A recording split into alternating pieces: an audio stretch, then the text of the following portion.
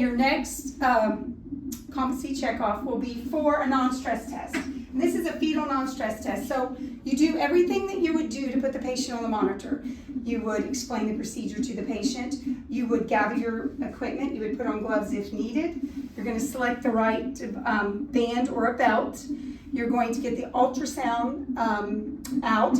You're going to locate the fetal position by doing Leopold maneuvers. Then you're going to use lubricant, find the baby's heart rate. I'm going quick review. For a minute, count mom to make sure we got mom. We got a real good active baby right now. You're going to find the fetal heart rate. Then you're going to find your fundus. Go ahead and put your toco on the top without gel. You're going to zero your machine. And now you're ready to start a non-stress test. You're going to explain to the patients the need for the non-stress test. Most of the time there'll be a prescription or a standing order for one of these. This test is to do fetal well-being. Doctors want this test late in pregnancy, and they also want it when fetal age is over 35. Or there's any other pre-existing condition, heart condition, diabetes, or anything with the mother that puts her pregnancy at high risk, then you're going to be doing these fetal non-stress tests. With our new monitor, we can do these very easily. Okay, so you're going to explain the procedure to the mother. It's a 20-minute test. You're going to date and time it. It's also stamped here. You're going to date and time it and put the start of the test. There is a wonderful little marking. So this is our marker. I'm going to get it out of the drawer. Plugs in right here. And what this does is, part of this test is you're going to monitor the baby fetal heart rate, contractions, and then also fetal movement. So the mom is going to hit the mark button every time she feels fetal movement. You're going to then assess the fetal heart rate and make sure that you're having accelerations with movement. So that is for you. I'm going to mark that that was a test because I use the marker, so I wanted to know that that is a test and there wasn't fetal movement. So I'm going to watch the patient for 20 minutes. If during that 20 minutes your patient isn't feeling a lot of fetal movement, you're going to give her orange juice. Give her some, if she's not diabetic, give her peanut butter crackers. Get her up, kind of sitting around, and then usually within 20 minutes, she's going to start feeling the baby move again. If you give her orange juice, the baby's going to kick it in high gear and start really moving. Okay, so you're going to be monitoring heart rate between 120 and 160. You're going to want to see accelerations with fetal movement. And you're also going to check to see if she's having any uterine contractions, which are down here on your toco. So right now we have a good fetal heart rate of 120s, 140s. And we're having the toco preset at 10's our baseline. So we're not going to watch a whole test, but if this baby was moving, she would be marking it. I would then come over and want to see, here's an acceleration, and I want to make sure it's with a fetal movement. So I want to see, here's my mark, and if we were doing a real one, you would see an increase in the heart rate go up, and that's a reassuring pattern. So we would do this for 20 minutes, and we would want 2 accelerations with movements.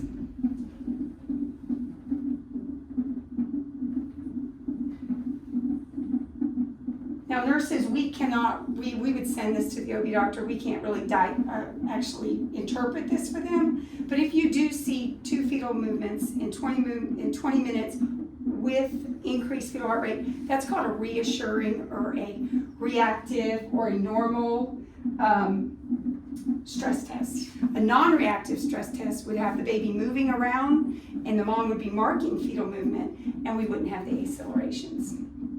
Okay, so when the test is complete, if it's reassuring, normal, or reactive, which are good things, you don't need to do anything else. You would pull this off, give this to the medical records with standing order, or you would give it to the patient, because we do have patients from Lawton come get it. I usually copy it and give them the original. If it's not reactive or it's not reassuring, I would do another one. I would keep the patient here another 20 minutes, get her up, moving around, give her some more juice, and then watch the baby.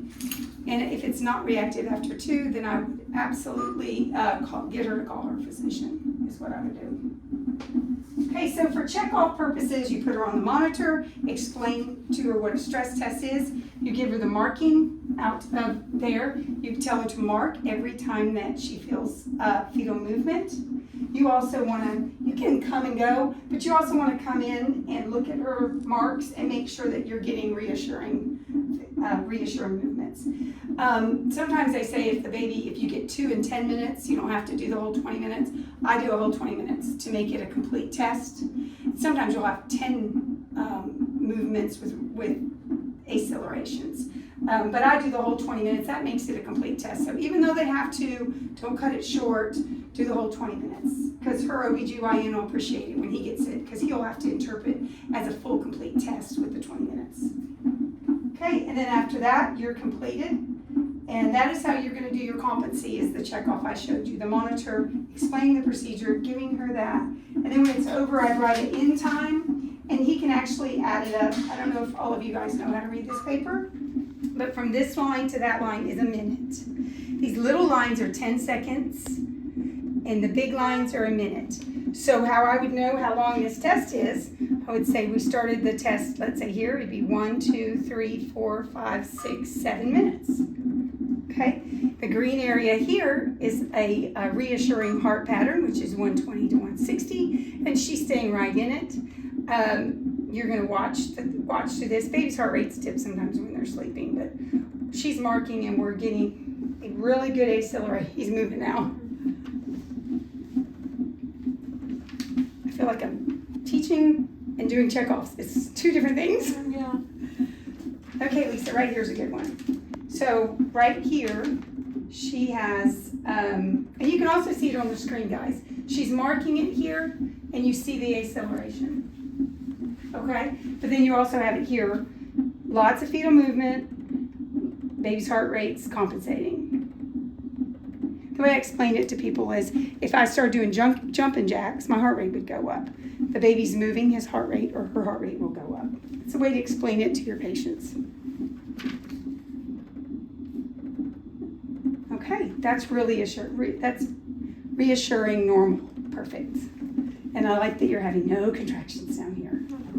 And sometimes when this falls down below, I just reset it to 10. Sometimes it's just mom's movement. This is a perfect. And again, you count these from here to here is 1 minute, and each one of these is 10 seconds. And there's 6 of them. So we'd start the test here, and then we're halfway through. Would you ever want the choco like not at 10? Is there any reason? 10 is, our old machine, by the way, I'm supposed to tell you all this. The old machine is still available. It is in Central Supply in Belinda's room. It's up on the top shelf, and it says old fetal monitor. They were here today, and they repaired it.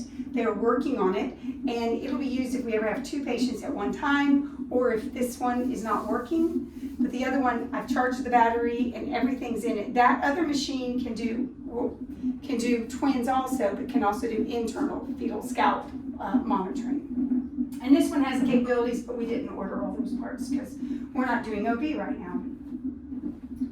Okay, the next competency check off for you guys. Yeah, you can turn it off.